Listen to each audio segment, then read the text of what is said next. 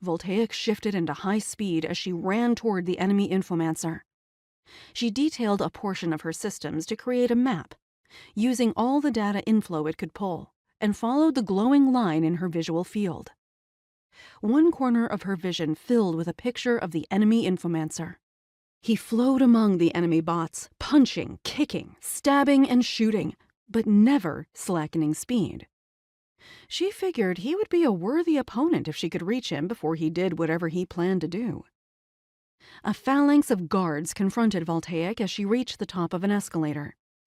They only carried nightsticks and tasers, but the risk wasn't being defeated by their prowess. It was being delayed by their numbers. She pushed simulated magic into her muscles and other pseudo-physical systems, pulled her knives, and raced forward. When she could dodge, she dodged. When she couldn't, she engaged at her fastest speed. The good thing was that the bots instantly pixelated away to nothingness once struck with a killing blow, so their dying bodies couldn't slow her down. She didn't have to show any mercy, since they weren't living, breathing beings. She stabbed one in the throat, crouched, kicked another's legs out from under him, and threw herself forward in a roll to leave him behind.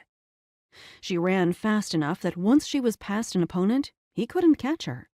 But several times she was forced to dodge, roll, and once hurled a knife backward without looking, as taser darts sought her back. The ones trailing weren't the problem. The ones that continued to rush in from side corridors to confront her were. She pulled her pistol to replace the lost knife that Oswald would doubtless whine at her about, and started shooting. When it was empty, she shoved it back into its holster so the auto-reloading system could do its slow work as she fought on. Physical reloading was far faster, but she couldn't spare the hands for it. A more intense-looking set of guards ran at her, inspiring a curse at the fact that the enemy infomancer hadn't faced any of these, which meant they were probably a response to his incursion that had arrived too late for him, but just in time for her. They were clad in black body armor and carried nightsticks and riot shields. Their strategy was instantly clear. They would block her while the ones behind caught up to overwhelm her. Voltaic growled, "Not today, chuckleheads!" She ran at them and leapt.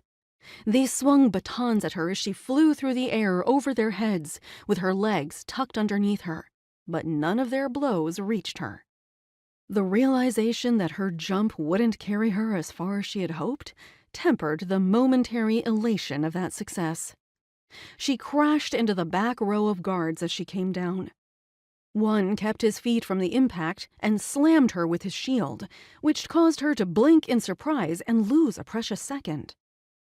Voltaic snarled another curse and went to work. Fists, feet, bullets, and a blade flashed and flew as she tore into all the bots around her.